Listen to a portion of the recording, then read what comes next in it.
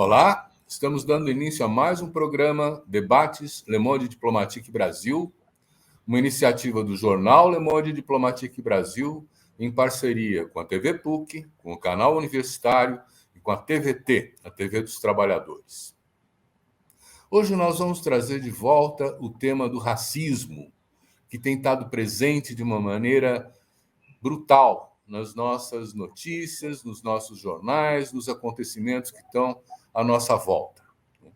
E para tratar dessa questão e da capacidade que o movimento negro tem elaborado respostas para esse racismo, tem se defendido, tem praticado a sua resistência, tem imposto a sua agenda, nós vamos conversar com o Hélio Santos, que eu quero apresentar para vocês agora.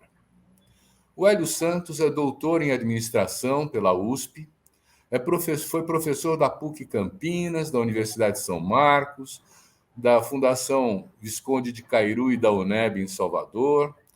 Ele foi presidente do Conselho da Comunidade Negra de São Paulo, foi membro da Comissão Arinos, que preparou o esboço da Constituição de 1988, coordenou de 96 a 2002 o GT Interministerial de Valorização da População Negra, é fundador e diretor-presidente do Instituto Brasileiro da Diversidade e presidente do Conselho da Oxfam Brasil. Hélio Santos, muito obrigado. É um prazer contar com você no nosso programa.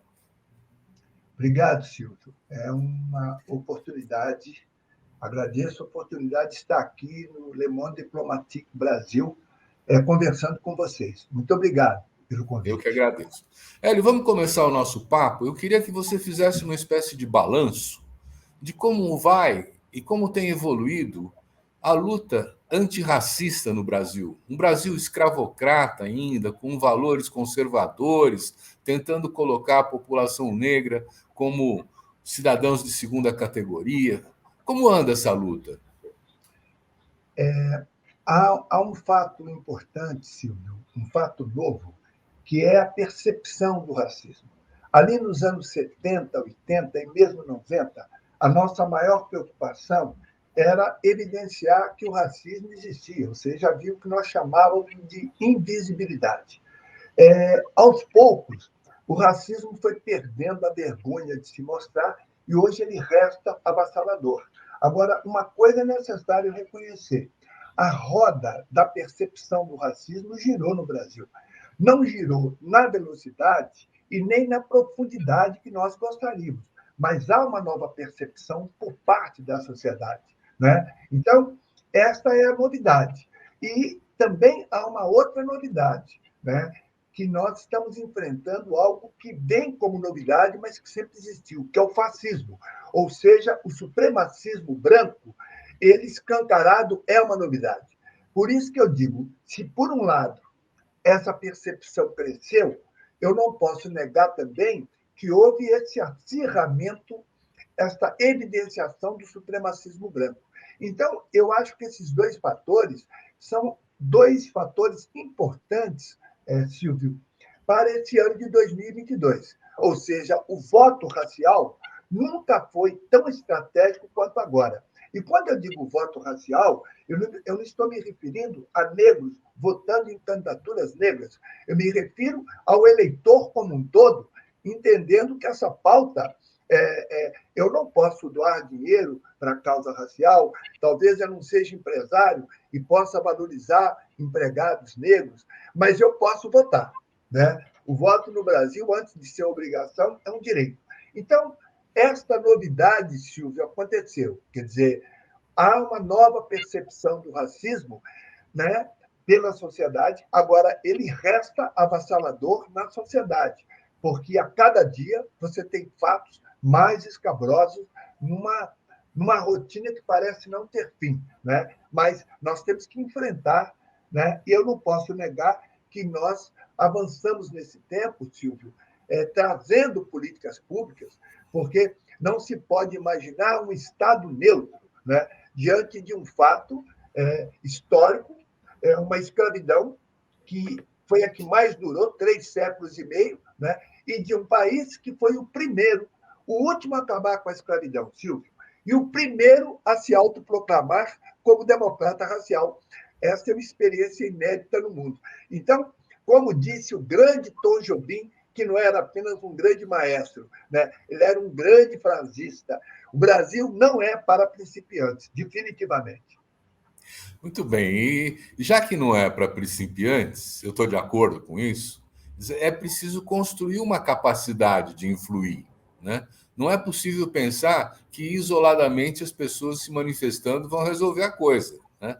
E aí eu queria que você me contasse um pouco da evolução das organizações de defesa dos direitos dos negros e, na verdade, de defesa dos direitos de todos, da democracia, porque se nós conseguirmos superar o racismo, nós estamos num outro patamar de civilidade, né? Eu digo, a sua pergunta, Silvio, ela é importante porque poucos dão conta que o movimento negro, o movimento social negro, é o movimento social mais antigo do Brasil, porque ele se instala aqui no século XVI. Abdias Nascimento, que foi um grande ativista, ele dizia que a história do Brasil, que a história da escravidão, que é muito mal contada nas escolas, deveria chamar-se a história da luta contra a escravidão. A gente imaginava nos anos 80, Silvio, que nós tivéssemos aí 500, 600 quilômetros. São mais de 4.000.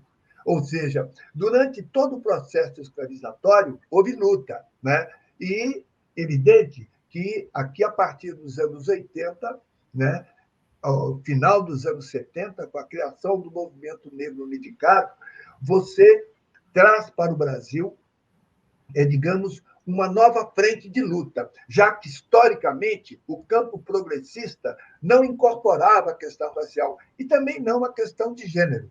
Agora, repare que eu estou me referindo, Silvio, a maiorias demográficas. Então, 52% da população brasileira é feminina, 56% da população brasileira se autodeclara negra, e nós somos governados por minorias avassaladoras de homens brancos. Então, trata-se, como muito bem diz a Oxfam, de uma democracia inacabada, porque essa baixa representatividade é a matriz da maior parte dos nossos problemas. Então, agora, eu, por exemplo, vejo que a Coalizão Negra por Direitos é Sim. uma coisa recente, né? Quer dizer, como é que ela foi construída? Você acompanhou isso, não, Hélio? Olha, acompanhei. No campo da cidadania, Silvio, não há brinde. Você sabe que o nosso país é o país dos sorteios, das loterias, né? A gente que ficou muito rica com essa coisa de jogos, né? Porque no campo da cidadania não há brinde. Ou você conquista ou você não tem. A coalizão negra, ela adquiriu legitimidade na rua, na pandemia, enfrentando o frio, a chuva, a polícia contra o governo genocida. Vários analistas hoje reconhecem que das diversas organizações que enfrentaram o que representa Bolsonaro foi a Coalizão Negra. São mais de 250 de organizações. Né? A Coalizão Negra ela adquiriu musculatura física e moral. Ela conquistou, digamos, legitimidade. Né? E a legitimidade dela foi conquistada nas ruas, de uma maneira muito tranquila, e, como o nome diz, é uma coalizão. Né? Então, a coalizão, na minha opinião, tem um papel muito importante nesta percepção nova do racismo. Né? Então, eu estou muito otimista em relação ao avanço da democracia. E algo que você falou muito bem antes, eu nunca aceitei desde sempre, Silvio, dizer, olha, vocês estão lutando pelos negros. Este foco na questão racial, quando eu estou lutando para os filhos de todas as pessoas, brancas, amarelas, indígenas, porque o futuro do Brasil passa por aí. Tem aquela teoria dos vasos comunicantes. Não é possível você lutar pelo direito das maiorias e entender que você está beneficiando apenas aos negros. Então, a questão racial, longe de ser um problema, Silvio, ela faz parte da solução. Nós não temos um projeto de nação precisamente porque falhamos aí. Verdade. E o que defende a Coalizão Negra hoje em dia, hein? A coalizão negra é muito interessante a sua pergunta, porque a coalizão é que fala por si, né? Mas eu recomendo a todos os nossos telespectadores que entrem no site da coalizão, porque ela construiu, Silvio, uma carta de princípios com 14 itens e uma agenda de lutas com outros 25. A carta de princípios, só para dizer, começa com lutar por um país justo, com igualdade de direitos e oportunidades que, para se concretizar, exige um longo e profundo processo de reparação histórica à população negra brasileira. Esse é o item 1 dos 14 princípios. E o último é construir alianças transnacionais com movimentos, organizações, entidades, grupos e coletivos negros e não negros, aliados para a promoção eficaz da incidência política em organismos e fóruns internacionais. Ou seja, os princípios da coalizão não se restringem ao Brasil. O Brasil, meu caro Silvio, é o maior país negro fora da África. Só a Nigéria tem mais negros que o Brasil. Então, nós temos que ter um protagonismo maior na América Latina. A Colômbia, a Venezuela, o Equador, o Peru são países com Cuba, são países com toda essa América Ibérica tem uma forte participação negra, fora os Estados Unidos. Então, uma coalizão tem essa perspectiva internacional. No que diz respeito às agendas de lutas, que são 25 itens, é muito interessante. O primeiro, repare, é a erradicação da pobreza, enfrentamento às políticas neoliberais e ao desmonte do Estado de Direitos, bem como o enfrentamento das desigualdades étnico-raciais e a distribuição equitativa dos recursos públicos. Ou seja, colide de frente, Silvio, com a PEC de gastos. Né? A PEC de gastos ela é um instrumento antidemocrático, porque não importa quem você eleger, Silvio, sob a tutela, sob o gargalo da PEC de gastos, independe de quem estiver no poder, porque asfixia campos como saúde, educação. Né? Então, a coalizão tem também como princípio a erradicação do racismo institucional. O racismo institucional é a incapacidade que o setor público tem de atender a todos os públicos da mesma forma. E, finalmente, a defesa da livre manifestação e atuação dos movimentos sociais, da imprensa. Ou seja, a coalizão negra ela traz, meu caro Silvio, um esboço de um projeto para o Brasil. Né? É um equívoco imaginar que a coalizão negra por direitos, ao dar ênfase ao racismo, não está pensando no país como um todo. Essa carta de princípios e essa agenda de luta leva o país para um outro patamar civilizatório. Darcy Ribeiro reconhece que a população negra escravizada civilizou o Brasil pelo trabalho, colocando o Brasil na órbita do comércio internacional, as commodities, né? O ouro, na época, o ouro, o café, o algodão, a cana-de-açúcar. E hoje nós queremos civilizar de novo, mas pela equidade. Equidade racial e equidade de gênero. Não é igualdade, é equidade. Nada mais desigual, Silvio, do que tratar a todos igualmente. Se você quiser manter iniquidades profundas, basta tratar todo mundo igual, porque a diversidade mostra que as pessoas não são iguais. Né? Elas nascem iguais em direitos, em oportunidades, mas você precisa de ter esse olhar, né, específico para poder concretizar a democracia. Então, eu penso que o que a coalizão pede não é pouco. O que ela reivindica é democratizar o nosso país. Não é pouca coisa. Né? O país como um todo, com benefício amplo para os 212 milhões de habitantes que nós temos. Né? A quinta maior população do mundo, a quinta maior nação em extensão geográfica. O nosso país, como eu debati com um colega americano, ele falou, o seu país é um dos países mais ricos do mundo e, ao mesmo tempo, um dos mais desiguais. Né? Se nós pensarmos nas reservas naturais, nós somos um exagero, né, Silvio? o potencial de energia eólica, de energia solar. Temos uma população marcadamente jovem, ávida por igualdade e oportunidades. O país que produz 270 milhões de toneladas de grãos tem mais de 30 milhões de pessoas passando fome. O país que consegue produzir os jatos de porte médio mais sofisticados do mundo e produzir um avião exigiu construir, né, antes um ITA, por meio século, com dinheiro do Estado. Né? Um país que consegue produzir aviões, mas não consegue treinar as mães pobres a ferver água. E as crianças continuam morrendo de diarreia. Um país que tem 6.500 comunidades esquecidas, que aqui nós chamamos de favela. Isso é um escândalo. Ou seja, não houve o mínimo planejamento urbano. Tudo isso, Silvio, sem exagero da palavra tudo, tem a ver com o dia 14 de maio, que é o dia seguinte ao fim da escravidão. Não conseguimos fazer lá atrás e negamos em avançar hoje. Nós temos que acertar essa conta, o Estado não pode ser neutro, e a coalizão, na minha opinião, é uma peça importante para a democracia no Brasil hoje. Você falou em políticas afirmativas, né? Sim. Você está falando das cotas nas universidades, mas tem mais outras políticas que podem favorecer essas políticas afirmativas ou só é a entrada na educação?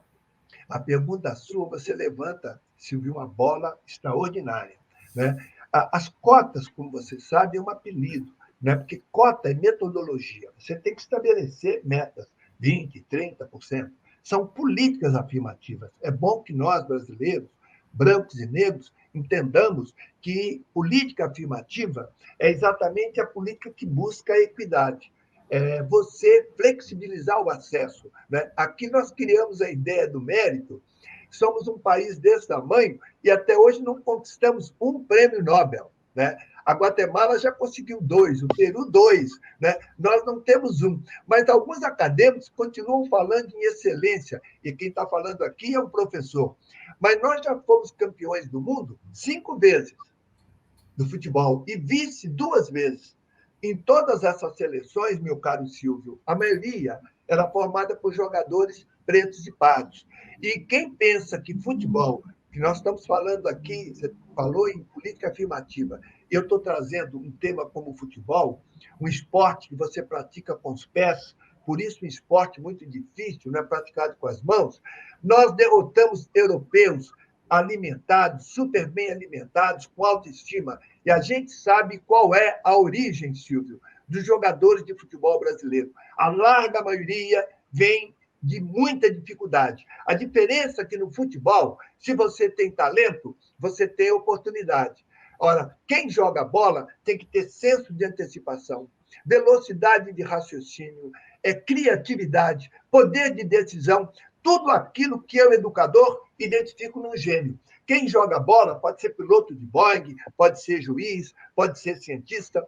Então, as ações afirmativas na universidade é apenas uma forma. Hoje eu defendo, meu caro Silvio, políticas afirmativas localizadas.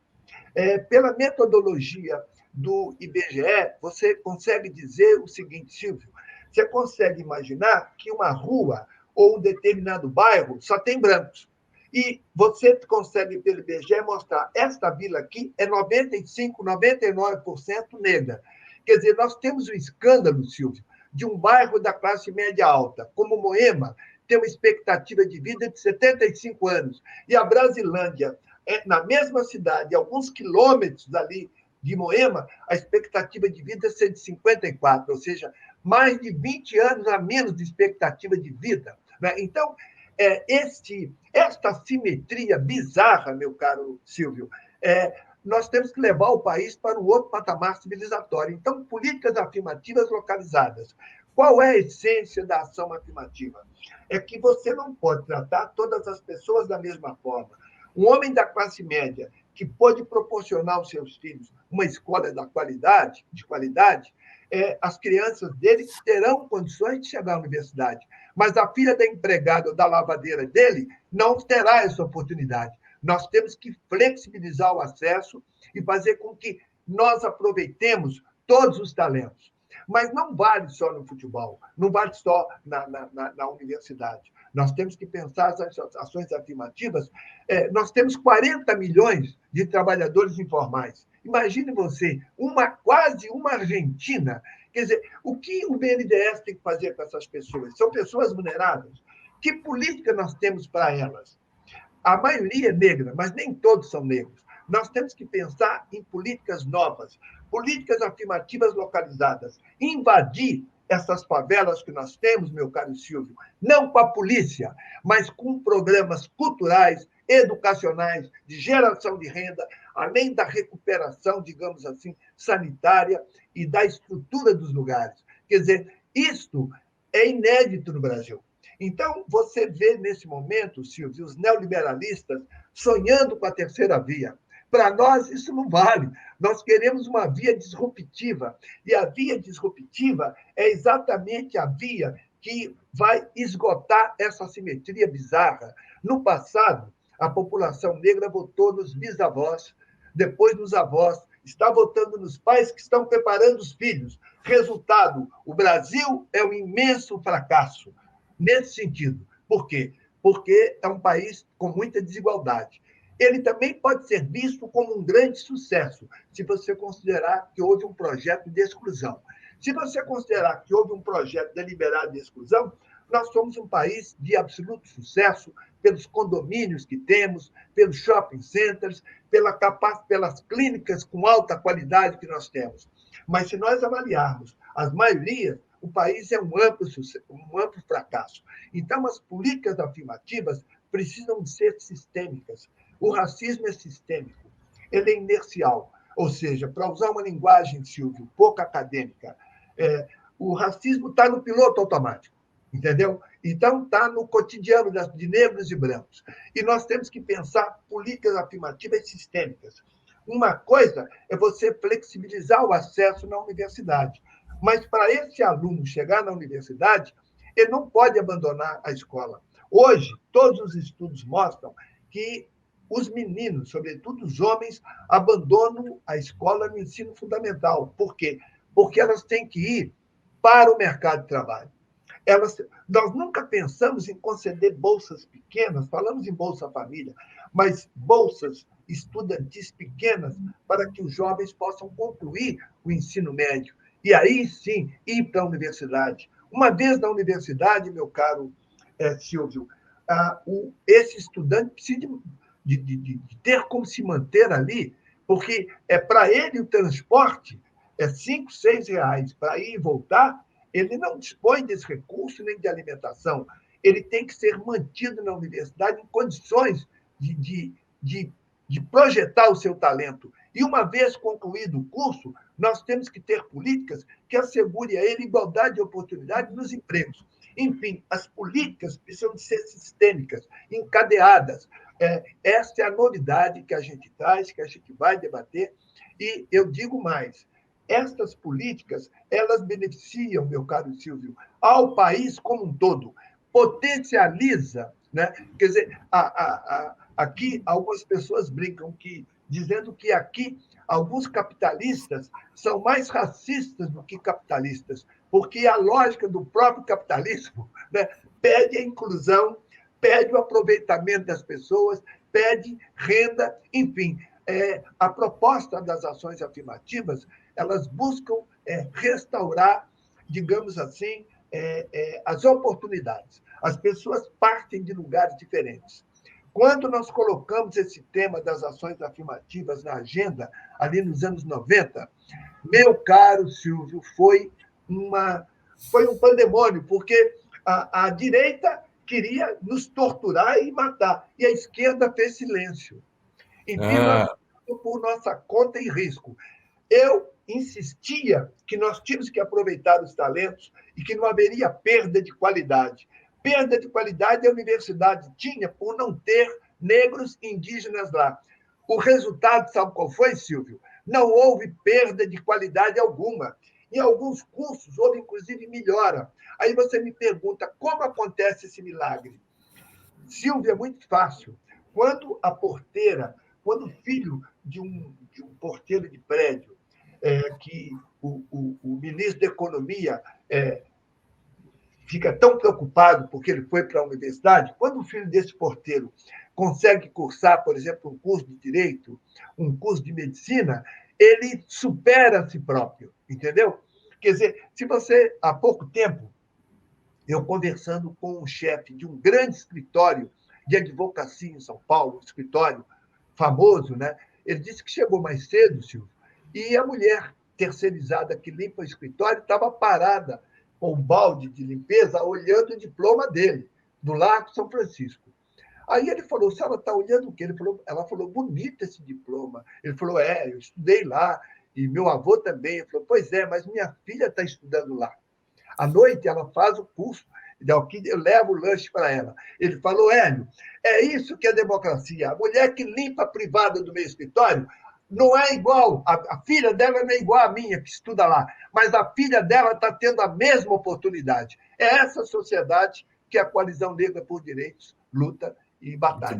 Muito bem, Hélio. E eu queria trazer uma questão, então, para o nosso amigo Hélio Santos, que está aqui hoje com a gente e que poderá responder essa questão de uma maneira esclarecedora para nós, né? Hélio, para mudar políticas públicas, você precisa entrar na política, não é isso? Quer dizer, não dá para ficar de fora, né? E hoje em dia, mesmo os partidos ditos progressistas têm uma presença muito baixa de negros na sua composição. Como é que é? O movimento negro está botando o pé na porta? Está sendo bem acolhido? Como é que você vê isso? Como eu disse no início, Silvio, se há algo que você não ganha, é poder. Ou você conquista, ou você não tem. Não tem mesmo, repare que mesmo os partidos progressistas, ditos progressistas, nós temos problemas. Né? Então, veja, o que eu quero dizer, Silvio? A população negra e a população empobrecida é maioria. As mulheres também são maiorias. E, no entanto, nós, ao longo do tempo, estamos elegendo os bisavós, os avós, os pais e agora os filhos destas pessoas. Só há um momento efetivo de igualdade de oportunidade na vida brasileira. É na hora do voto. O trabalhador mais aviltado, né, a pessoa mais humilde, tem o mesmo peso que o CEO de uma grande empresa. O voto de ambos tem o mesmo peso. O nosso desafio é transformar esse protagonismo da coalizão e do movimento negro como um todo em voto. Esse é o desafio. Essa baixa representatividade, para você ter uma ideia, Silvio, para ver como realmente nós temos uma democracia inacabada. O maior segmento populacional brasileiro é o de mulheres negras, 28%. Ora, para ter são 513 cadeiras na Câmara. Nós teríamos que ter 144 mulheres negras para ter uma paridade. Né? Se tivéssemos a metade disso lá, nós teríamos um outro país. Então, você não vai realmente, como você disse, mudar o país sem ocupar os espaços de poder, não só no campo legislativo, mas também no executivo, no judiciário. Então, este ano de 2022 me parece, como eu disse antes, um ano bastante interessante, por dois motivos. Primeiro, que há uma percepção do racismo na sociedade brasileira, algo que não era tão forte no passado. E a segunda coisa é que você tem riscos efetivos. Você tem um fascismo que perdeu o medo de se apresentar. Você tem o supremacismo branco se apresentando sem medo, sem vergonha nenhuma na cara de acontecer. Então, eu penso que isso deve também facilitar uma narrativa, um discurso conclamando o voto racial. Nós temos uma participação feminina muito pequena. Países africanos têm uma participação de mulheres no parlamento maior que aqui no Brasil.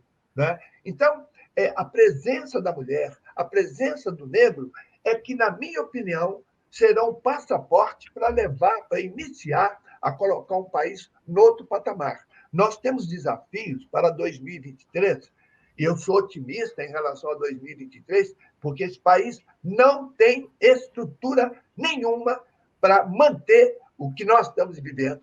Não conseguimos, não há possibilidade. E aí é momento realmente de nós termos bancadas importantes. São 1.059 vagas nas assembleias legislativas. Nós não podemos perder de vista os 27 estados, porque os governadores trabalham com duas agendas, duas pautas muito importantes para a população negra. Uma é a educação, a outra é a segurança pública. E depois nós temos as 513 cadeiras da Câmara dos Deputados. Então, se é um recado que eu posso dar aqui nesse programa, é pedir, primeiro, à população negra que deixe de eleger os seus inimigos. Isso aqui não é força de expressão minha. E quem tiver dúvida de que eu estou falando algo errado, veja a legislação que é aprovada, o que foi feito, por exemplo, com a Previdência Social, o que foi feito com o PEC de gastos e, sobretudo, a reação dos governos que nós elegemos diante das chacinas reiteradas, as balas que se perdem sempre na direção de corpos negros. Então, o eleitor negro talvez seja o único do mundo que eleja os seus inimigos, porque uma forma muito eficaz de matar alguém é pelo silêncio, né? Então, o silêncio das pessoas que nós elegemos diz o que elas pensam. Então, isso para o eleitor negro. Deixe de eleger o seu inimigo. Identifique candidaturas negras comprometidas com essa mudança. E, para o eleitor que não é negro, ele tem uma chance importante de ter uma postura antirracista.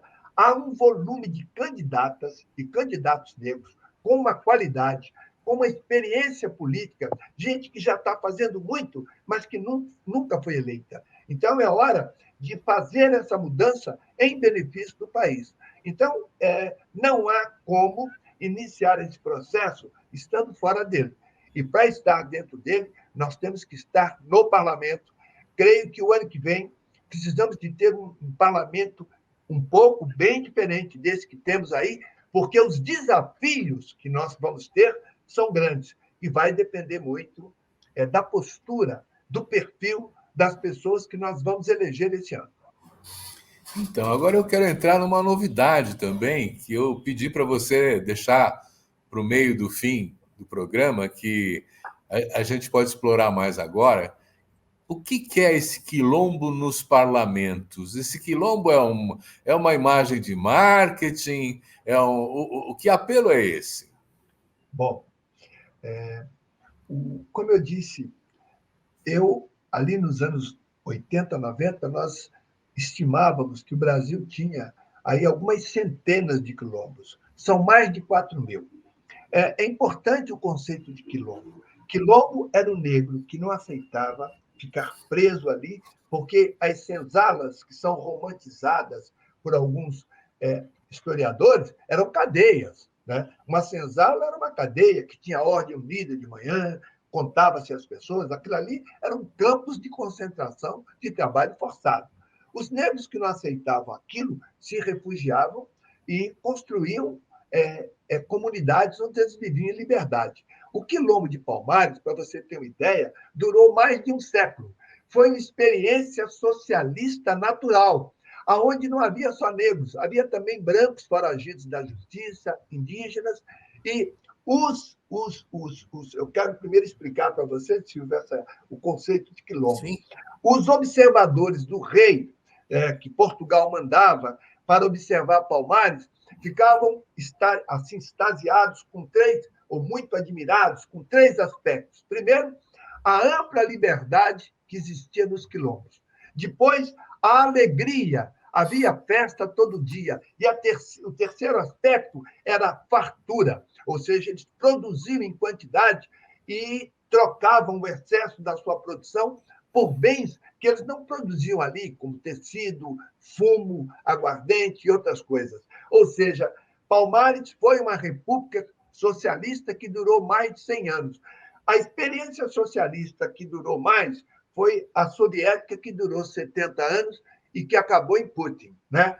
Mas Palmares não. Palmares dependeu de canhões que naquela ali, no século XVI, XVII, tinha o mesmo efeito de usar bomba atômica com quem usava lança, mas a experiência do Quilombo é uma experiência de liberdade, de felicidade e, sobretudo, de solidariedade, porque, como eu disse, Palmares não tinha só negros. Os brancos que chegavam lá eram bem-vindos. E os negros não faziam isso porque são bonzinhos, porque é da nossa cultura.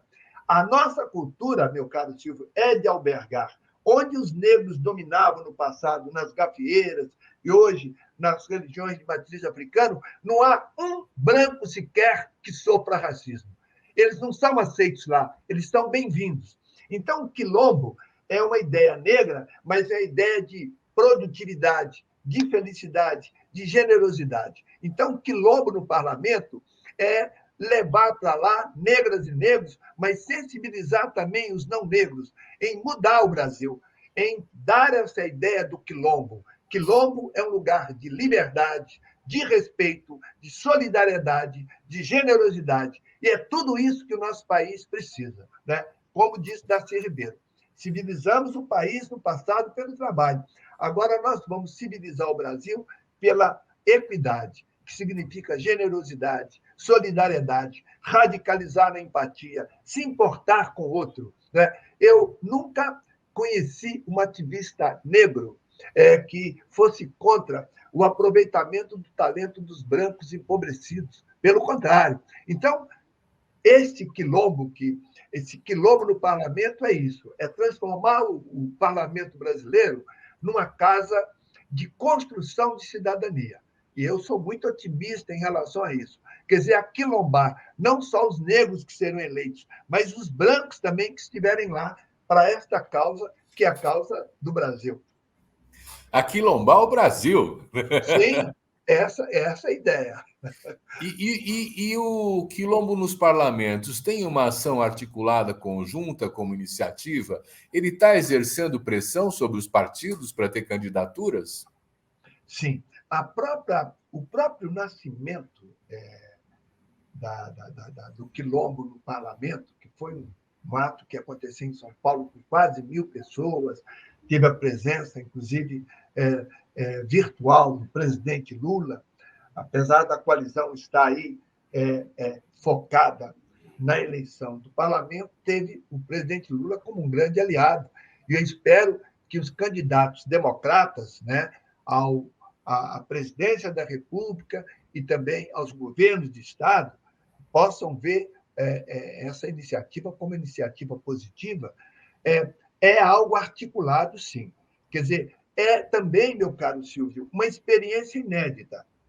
Hoje, quando me perguntam, quando nós implementamos as cotas nas universidades, nós cometemos erros, né? No que diz respeito à fraude, no que diz respeito à sustentação dos alunos da universidade. O Quilombo no parlamento é uma iniciativa inédita no país, né? Mas que nasce muito bem. Os partidos terão que ser pressionados. Nós queremos o mesmo tempo de TV e rádio, queremos também participação no fundo partidário, né?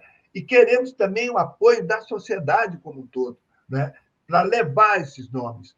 E a ideia é que nós possamos eleger, na minha opinião, não há um número ainda fixo, porque há pessoas ainda com esse perfil que o Quilombo nos parlamentos pede. Os candidatos não são apenas negras e negros, né? São candidatos negros comprometidos com essa pauta, né? Porque a melanina só ela não é suficiente, né? Então, mesmo os parlamentares negros que estão lá hoje, nem todos estão identificados com essa pauta. Nós temos que eleger negras e negros que possam realmente trazer esse novo patamar civilizatório, né? Possibilitando, sobretudo, a igualdade de oportunidades, que é, na minha opinião, a chave, né? As pessoas não são iguais, as oportunidades precisam de ser. Quer dizer, todo talento precisa de ser aproveitado, né? A periferia brasileira, meu caro Silvio, é ouro. O meu trabalho garimpando gente na periferia sempre me surpreende e me comove. Eu falo, como é que essa pessoa, tendo nascido aqui, não tendo modelos adequados, porque essas comunidades foram esquecidas e você tem as milícias, você tem o crime organizado. Como essa pessoa tem esse talento, esta possibilidade? Nós temos que dar oportunidade a todo o povo brasileiro. As oportunidades precisam ser iguais. E é isso que vai fazer com que a gente tenha o Brasil com esse potencial. Desde muito cedo na escola, Silvio, eu ouvi essa expressão, que o Brasil era um gigante. Gigante. Com o tempo eu percebi que era, de fato, um gigante, mas um gigante com os pés de barro. Um Boeing enorme que fica taxiando e nunca decola. Tem estrutura, tem tamanho, tem potencial. Mais da metade da nossa área agricultável não produz alimentos. Mas, no entanto, nós temos uma fome endêmica. Quer dizer, há erros graves, né? Essa ideia da meritocracia, eu quero a excelência. E a excelência, ela não pode prescindir do talento de todos, dos negros. Como eu comentei no futebol. Ninguém no planeta, em nenhum lugar do mundo, ninguém duvida da excelência do futebol brasileiro. Mas eles não dizem isso das nossas áreas científicas, da medicina, da engenharia, da economia. Eu não estou dizendo que nós não tenhamos potencial, mas no futebol ninguém tem dúvida da nossa excelência. É precisamente a área, meu caro Silvio, que o negro não foi impedido de estar, a única. Né? Então, eu quero levar esse talento para o parlamento, para as empresas, para o setor público, para a mídia, e eu acho que este ano de 2022 pode ser, sim, demarcar uma mudança importante na sociedade brasileira. E eu aposto nisso. Muito bom. Quando você estava falando do futebol, eu me lembrei das escolas de samba também, né? Que são, assim, organizações que têm 2.500, 3.000 pessoas participando e conseguem fazer aquela passagem no sambódromo em 40 minutos, aliás, com a precisão de horário incrível. Já teve gente de grandes empresas, pessoal de administração, que vai estudar como é que as escolas de samba se organizam e conseguem tanto sucesso, não é isso? Meu caro, os estrangeiros, quando a gente traduz, a escola de samba é uma ópera andante, né? É um espetáculo de ópera, porque tem música, tem dança, tem emoção, e eles contam histórias em 60 minutos. Quem tem dúvida da competência da população negra deveria ver o que é uma escola de samba. A escola Exato. de samba, ela não existe só no carnaval. Ali você tem artistas, artesãos que não passaram pela academia, mas com uma competência. O que eu tenho sugerido aos meus colegas acadêmicos? Vamos para a periferia aprender, porque a criatividade, nós temos que ir lá aprender aquilo e como depois decodificar para o estudo acadêmico, porque a periferia tem muito a nos ensinar. E por uma razão, Silvio, extremamente simples.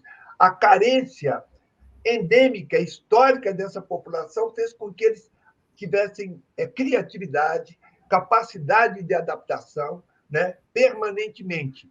A escola de samba é essa beleza que a gente conhece, né, e é aquilo que eu disse, Silvio, é uma invenção da população negra que não tinha direito a participar do carnaval, participar dos salões, que eram espaços brancos, e que foi para a rua. Né? Esse povo foi para a rua e construíram essas escolas, e eu não sei de quem não seja negro, seja discriminado numa escola de samba. É aquilo que eu te disse, os espaços negros, o branco não é aceito, ele é bem-vindo. Há uma diferença de ser aceito e bem-vindo. Alguns negros são aceitos em algum espaço, mas os brancos não são aceitos na gafieira, no espaço do funk, né? Nos lugares em que o negro tem o controle, porque é da nossa cultura, da nossa cultura, como eu disse, a generosidade. Eu acho que nós temos uma força importante que a gente não utiliza, meu caro Silvio, que no passado Nelson Mandela, Luther King, Mahatma Gandhi utilizaram, que é a força moral, a força da justiça. Né? Esses homens todos não tinham exército. mas derrotaram, né? Quer dizer, Mandela derrotou o apartheid, Mahatma Gandhi derrotou o Império Britânico, Luther King mudou, em parte, a cultura americana, e a força deles não estava nas armas, né? A força estava nos valores de solidariedade, de generosidade, de solidariedade e de empatia. A luta do negro no Brasil e também da mulher são lutas que têm esse fundo moral. A nossa força, a nossa energia está nesses valores, né? E eu acho que a gente tem que utilizar mais esta narrativa, né? Da importância desta mudança e da injustiça secular que representa esse impedimento, né, de um país sexista e racista. Né? Eu sempre penso, Silvio, nos 28 milhões de lares que são liderados por mulheres, né? Praticamente a metade da população. Num país sexista e racista, estas são as famílias de risco. Eu penso que, dentre os desafios que nós temos para o futuro, Silvio, é pensar políticas para esses lares. Nesses lugares é que há as gravidezes precoces, nesses lares é que os meninos morrem entre 16 a 30 anos. Hoje, quando o dia em que esse programa estiver sendo apresentado, cerca de 65 jovens na faixa de 16 a 30 anos terão morrido. São 23 mil por ano. Quer dizer, esse genocídio, esta aberração, ela só pode acontecer quando a sociedade está adoecida. E aí envolve o aparato policial, envolve o sistema de justiça, envolve a sociedade como um todo. Quer dizer, nós convivemos com isso. Esta violência ela faz parte do nosso cotidiano. Eu acho que trazer o país para um outro patamar civilizatório é dar um basta nisso. E, para isso, nós temos que trazer uma força que não é armada. Apesar de ter um discurso em armar a sociedade, a nossa força está exatamente na força moral que Mandela, Mahatma Gandhi, Luther King, Abdias Nascimento, Lélia Gonzalez trabalharam. Acho que a gente tem que trazer esta energia, essa força moral para mudar a sociedade brasileira. Tá excelente. Hélio, nós estamos chegando ao fim do nosso programa, o tempo passa rápido, mas eu ainda fiquei com uma dúvida. Nós vamos ter, com o Quilombo nos parlamentos, nós vamos ter uma bancada que defende a luta contra o racismo, defende os interesses negros, uma bancada do mesmo tipo de interesses corporativos, como o do agronegócio também tem, ou essa bancada dos negros vai ser mais ampla? Não, nós realmente a bancada da bala, a bancada do boi, essas bancadas, elas são corporativas e são excludentes. É aquilo que eu disse, a empatia, a solidariedade e a generosidade não acontece conosco porque nós somos bonzinhos. Não considerem isso. É da nossa cultura. É cultural. Entendeu? Então, uma proposta da bancada do parlamento, nenhum parlamentar negro vai discutir o direito de um bebê, se ele é branco, se é negro, entendeu? As crianças precisam de nascer com amplas oportunidades. Então, a sua pergunta é muito interessante, porque eu já ouvi essa história. É apenas mais uma bancada corporativa. Não. Há interesses específicos bastante importantes da população negra. Mas imaginar que potencializar a população negra, potencializar as mulheres, não beneficia os demais, é um equívoco. É um equívoco econômico, é um equívoco da lógica e também um equívoco moral. Né? O Quilombo no parlamento ele tem um projeto para o Brasil como um todo, né? Exatamente por conta desse componente cultural nosso, que é de abraçar, de trazer para dentro. Por isso que eu fiz questão de explicar o que eram alguns quilombos grandes, né?